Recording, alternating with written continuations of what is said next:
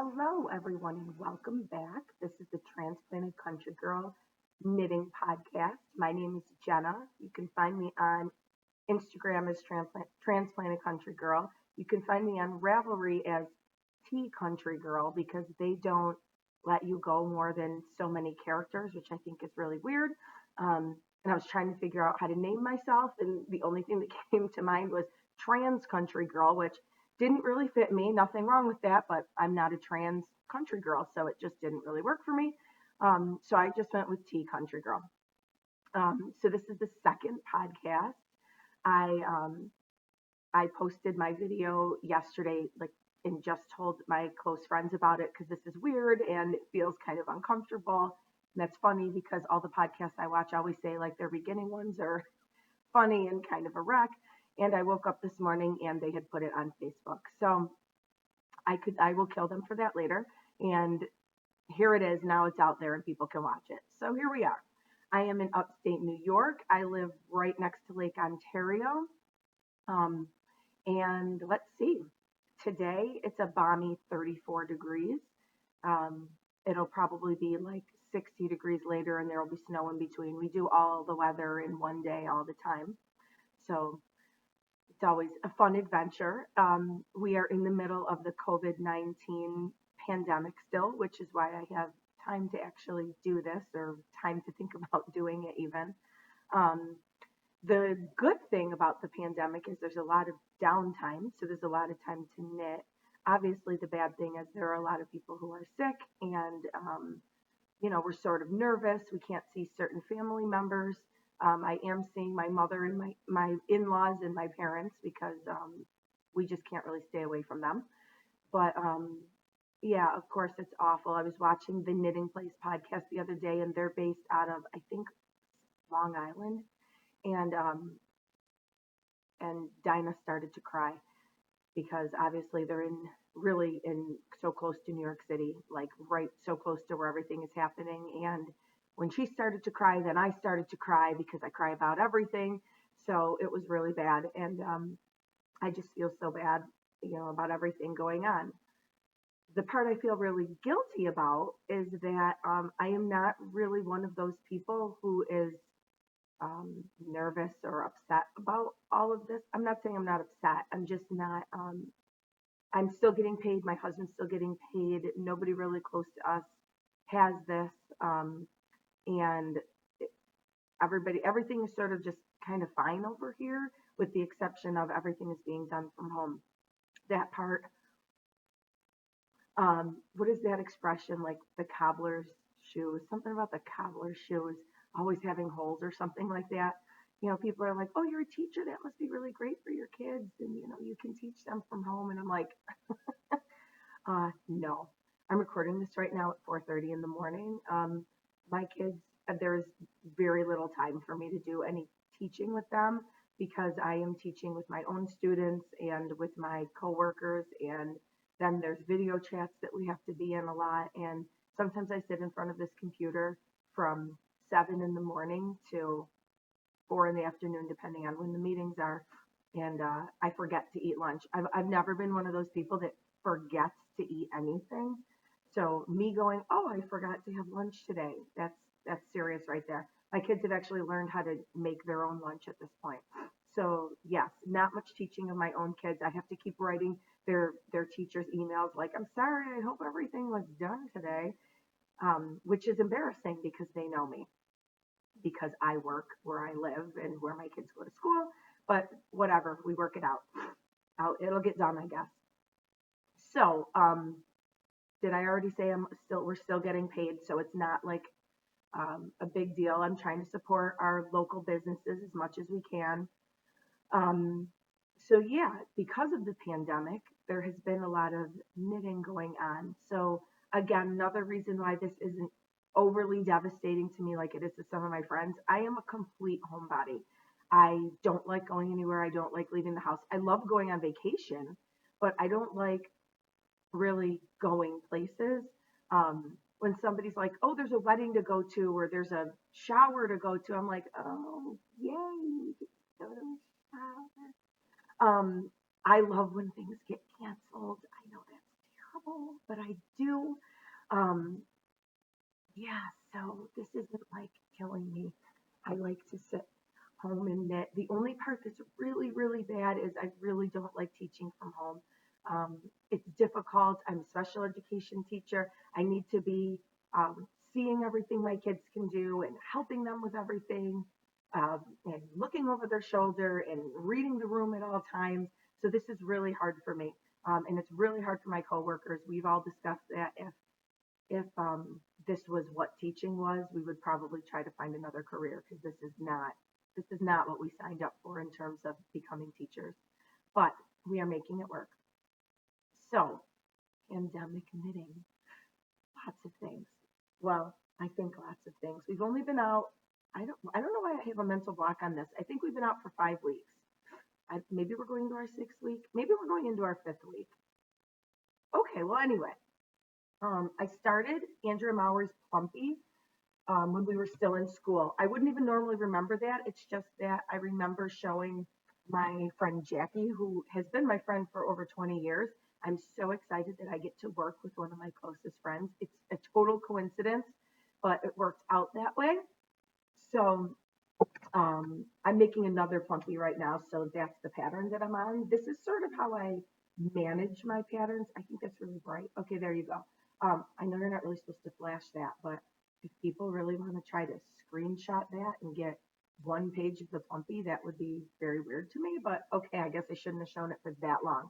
Um, I keep like post-it notes all over and I mark on them and I move the post-it note depending on where I'm at. Some people really just like to write all over their patterns. I don't like to do that for no reason. I guess because I figure if I'm going to make the pattern again, which in this case I'm on my second one, um, I feel like I'm going to be confused with my old directions of where I was, and that kind of annoys me.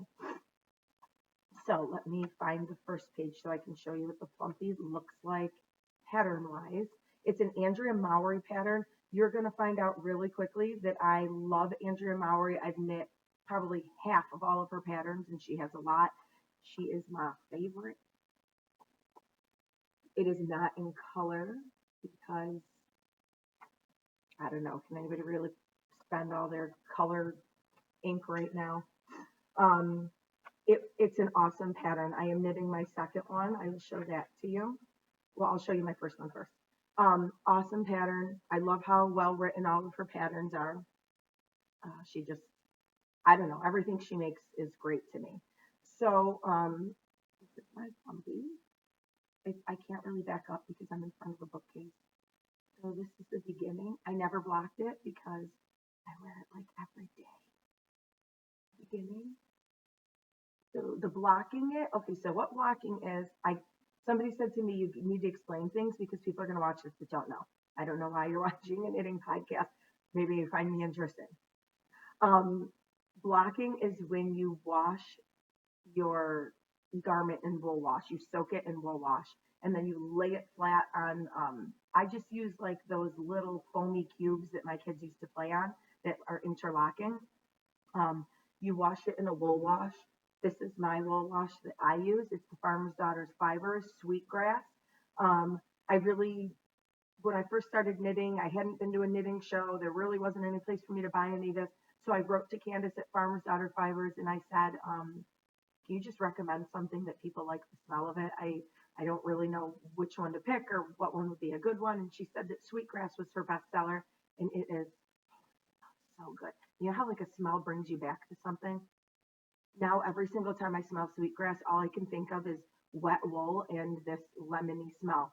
I don't know. It's yummy though. And then your garment will smell like this after.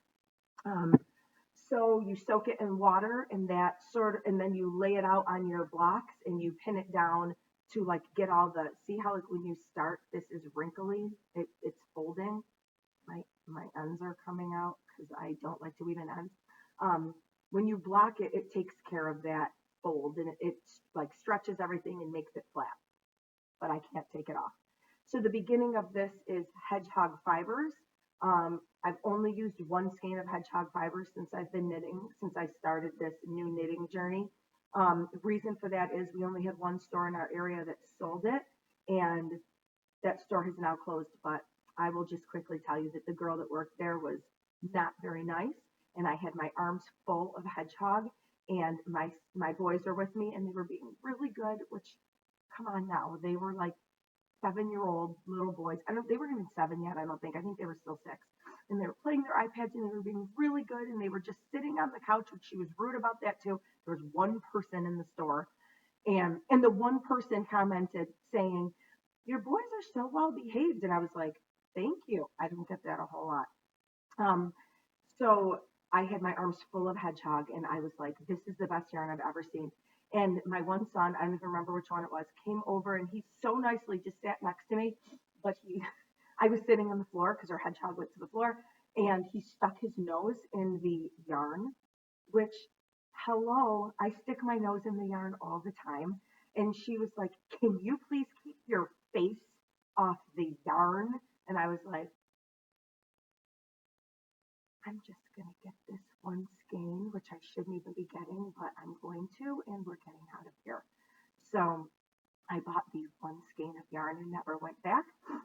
So here she is, the one skein of yarn. I can't even think of what this one is called. I'm not really good at skein names. So, um, oh, it'll come to me at some point.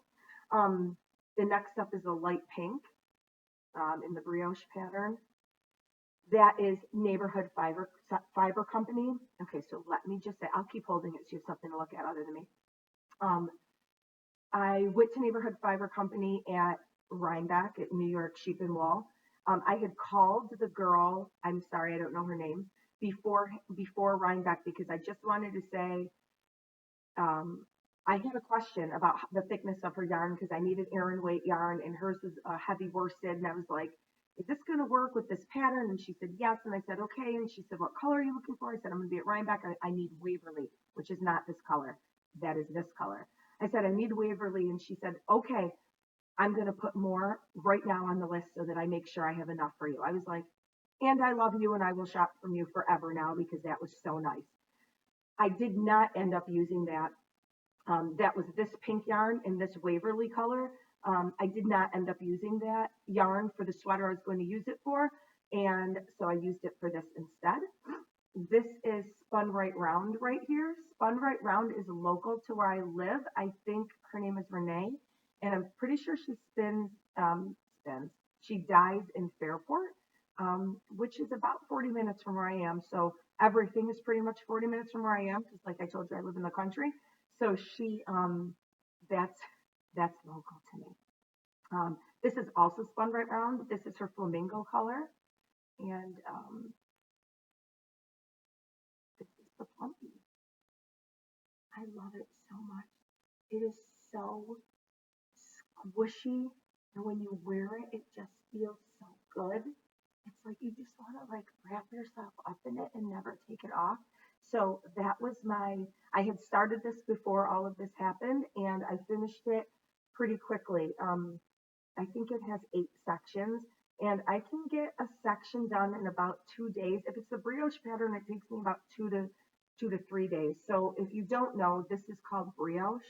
It sort of looks like a one rib, which is what I thought it was when I first became a knitter, and I kept saying something about that looks funny. And then I saw the Andrea Mowry pattern. I think it's called Ramble, which I made. I'll show that to you another time. But I was like, I didn't even know what it was. And when I looked at it, it was all kinds of herringbone brioche. And I'm like, whatever that is, I need to make that. So I sort of watched YouTube videos and I figured it out. And not saying there weren't mistakes and many swear words involved in Ramble, but it came out nice. So yes, this is what brioche is. It has like a dominant color that's on the outside. I don't know if I have like a better example of it in here. A dominant color that's on the outside, and then and that's the dominant color on the inside, as you can see. So these are I did it all in pink. I love the Caddy Jacks podcast, and they were saying you need to make something bright this time of year. And I think I must have started this in the beginning of March, and they were totally right because it was so bright and such a nice thing to knit. I knit a lot of dark things because when you live in a place that's all doom and gloom, you wear a lot of black and gray. So this was a huge bright spot for me. I love it. Um, it has brightened all of this time for me right now. Um, let's see, what is next? So my next thing that I made after that was my Cowboys and Angels shawl, which is what I am wearing. This is an Isabel Kramer pattern. If you don't know it, let's see if I can find it. I bought this pattern actually a long time ago, and I didn't make it. I don't know why. It was like I just kept putting it off. Her patterns are beautifully written. I wish this was in color for you, but it's not. She did hers in a really beautiful goldish, like ochre color, which is one of my very, very favorite colors to knit with. I try not to knit with it a ton because my mother says that I knit everything in the same colors. Thanks, Mom. Um, it's a beautiful pattern.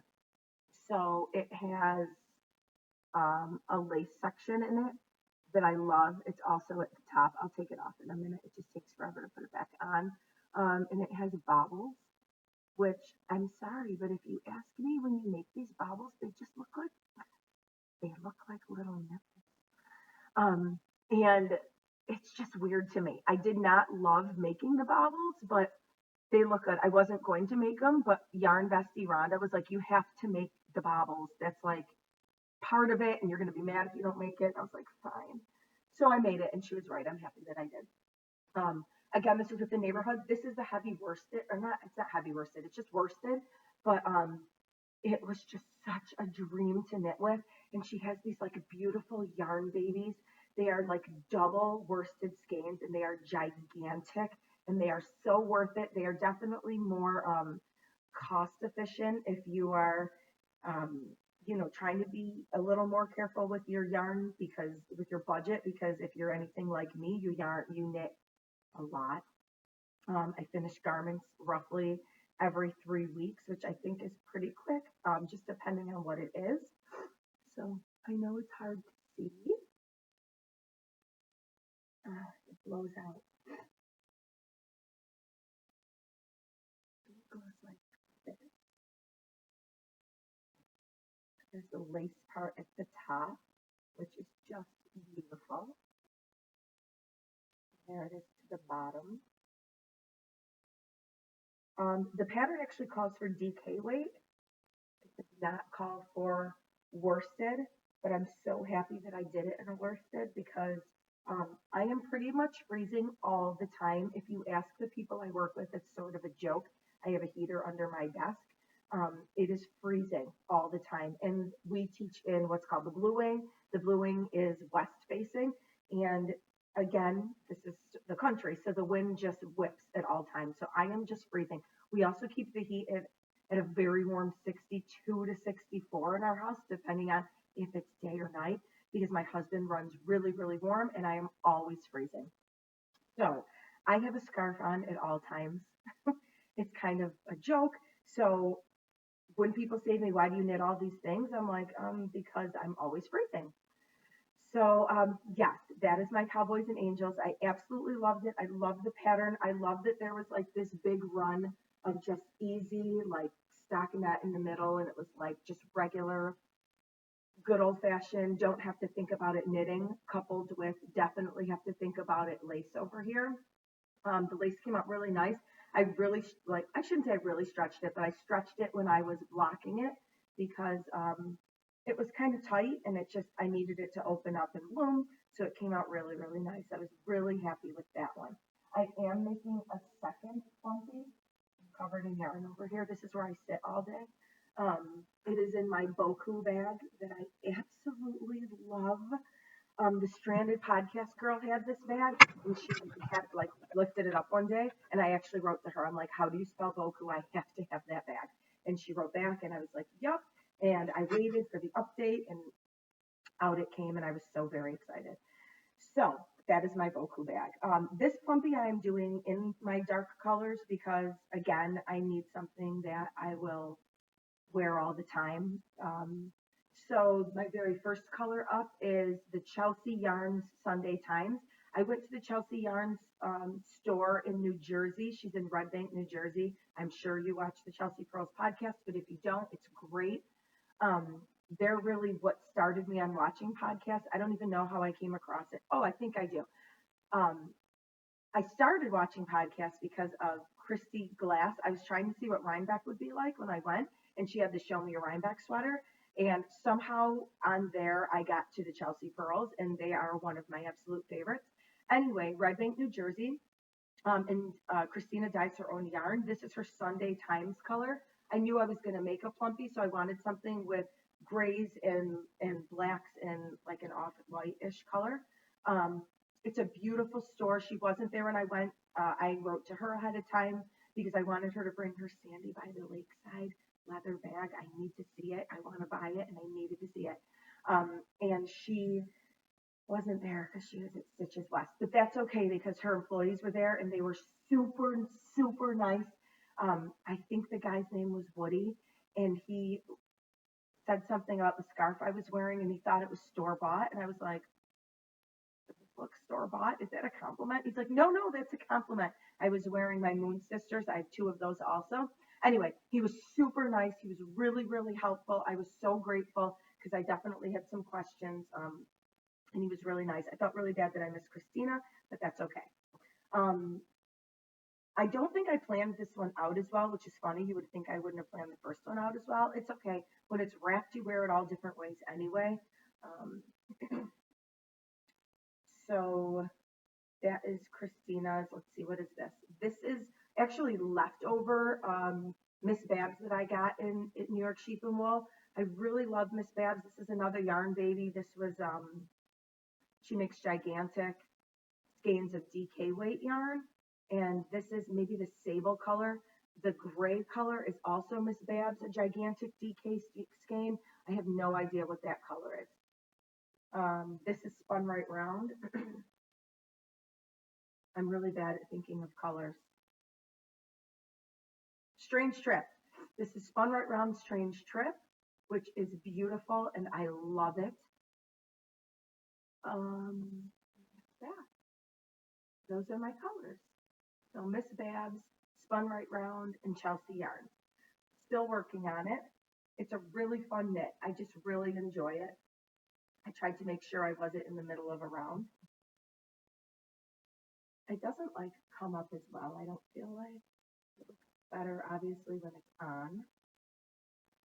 So that is my second Plumpy in my very favorite bag. While I have this here, I bought this at where was I? Needles Up for Rhinebeck. Put my little Rhinebeck pin on there, my attachment, my little New York sheep guy. Sandy by the Lakeside bag. I got to meet her. Her podcast kind of fascinates me because she talks so quiet and so calm, and she is so opposite of the person that I am. I'm so like all the time go go go high energy, and she's just very calming. She's very calm to listen to. So when I went to her booth, I saw her little patchwork bag, and I bought that one.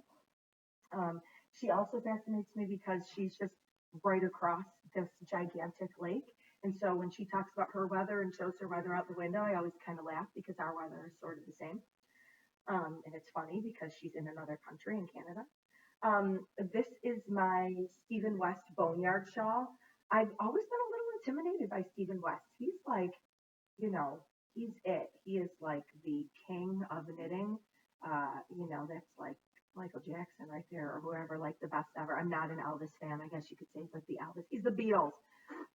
He is all four Beatles in one. Boneyard Shawl.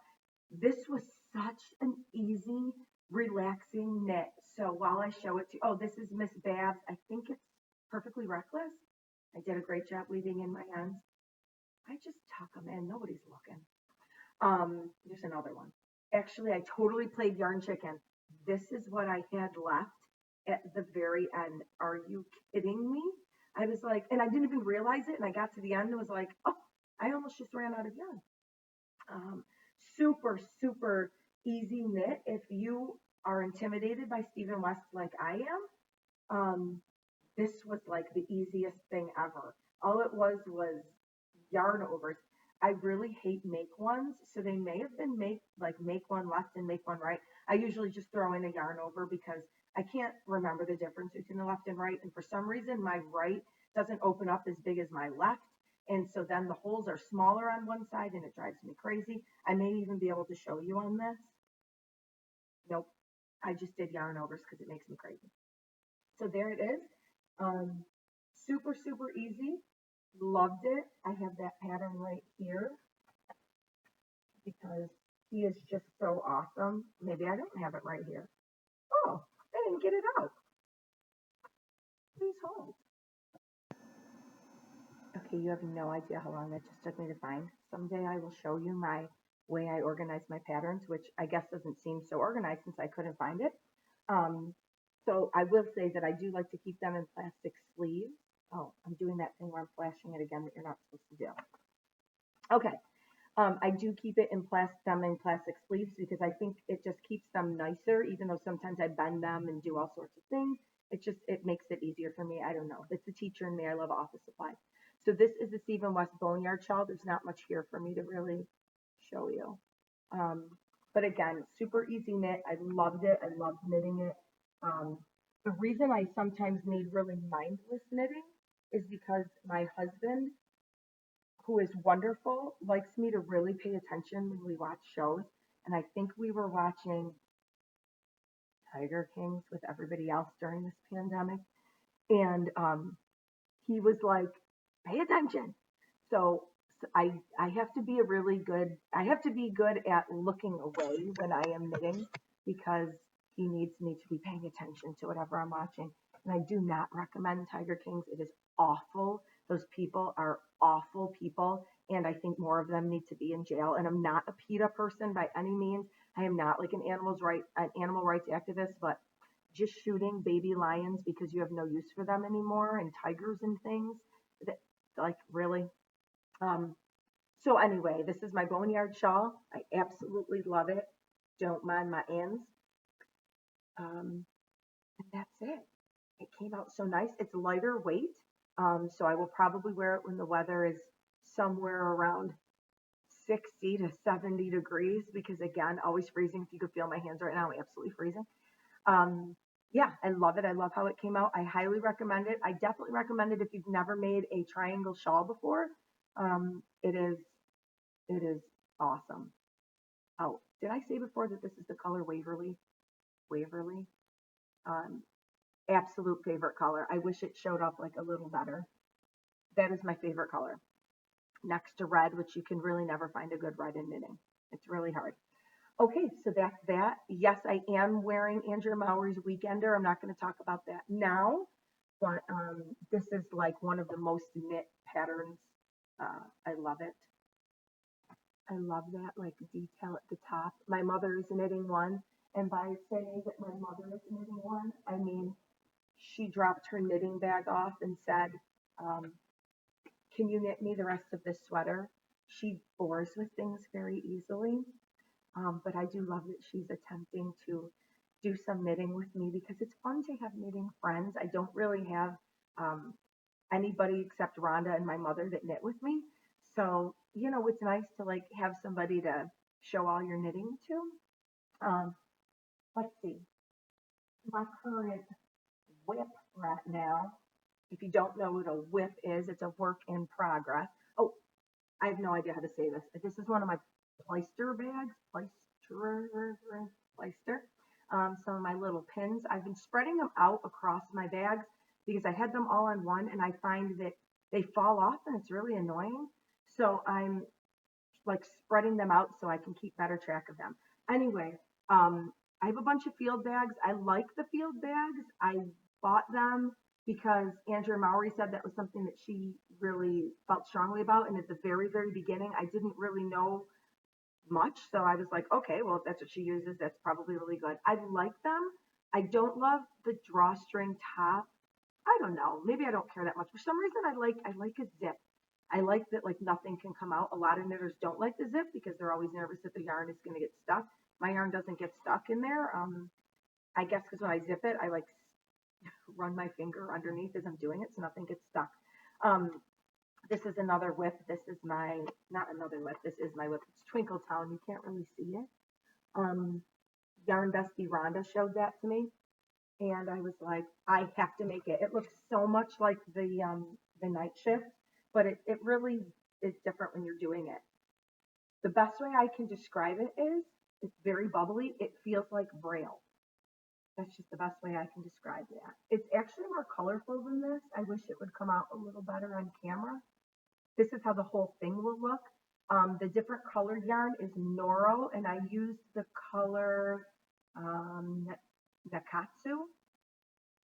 And I'm a little embarrassed to say I ordered that yarn off of Amazon. That was just the place that it popped up, and it was the least expensive, and I was like, yup. And I got the blue is Quincenco, and it's Lark, and the color is Peacoat, and it is so wonderful to work with. It just feels so good, and it's really soft. I know sometimes people think that the Noro is rough. This maybe because it's mixed in with the quince, but it's not. It doesn't feel rough to me. It feels good. The sheepy feel doesn't really bother me. I actually think the back is prettier than the front. I guess I could wear it backwards and nobody would really know the difference. But yeah, that's my whip. I'm sort of just working on it when I'm like waiting for yarn to come, which takes me to my next thing and my last thing to show you today. I'm waiting for Mad Tosh to come. I ordered glazed pecan. I haven't worked with Mad Tosh yet, and when I went on the site, the glazed pecan looked beautiful. It's like a rusted, yellowy sort of, maybe mixed with some brown, and I absolutely loved it. It is at the higher end of the price point, so I don't know if it's something I'll be knitting with all the time, but yeah, I love it. So I am going to use that for the portage. I have no idea how to say this girl's name, but I've listened to a lot of people online saying her name, and it's like Melissa Schwashawari. The portage actually reminds me of the Ronin that I knit, because it has those pockets that you make on the very bottom, and it's yeah, that's how the Ronin is. The back of this has an absolutely gorgeous, it has a gorgeous pattern. Hold on, I'll try to pull it up on my phone. Okay, so I don't know how well you can see that, but see all of this cabling on the back. I made a pattern with honeycomb cabling like that, and I love it. And I love this cable that she has going down the side for a seam, and there's part of the pocket. I just think it's going to be beautiful. Like I said, I'm going to make it in the glazed pecan, which somebody made their portage in the glazed pecan color. Indie dyed yarn is hard because it always looks really different, but that's the glazed pecan color. Kind of hard to see, but I do love it. It looks different, depending on the dye lot and all that. So this is somebody else's. You can see it looks much more yellow. Love it. So that is what I'm waiting for right now to come in. And I only ordered 4 skeins. It looks like it says I'm going to need 9. I don't think I'm going to need 9. That seems like an awful lot. I don't even think I used 9 for my Ronin, which is a much bigger sweater. So we'll see. So that is it for today. Thank you so much for joining me. I hope you're finding this interesting. If you have any questions, feel free to ask, and I will answer you maybe in my next podcast or at the bottom if I can figure YouTube out. This takes me some time. I'm a little slow when it comes to technology, but thank you so much for visiting, and I will see you again soon.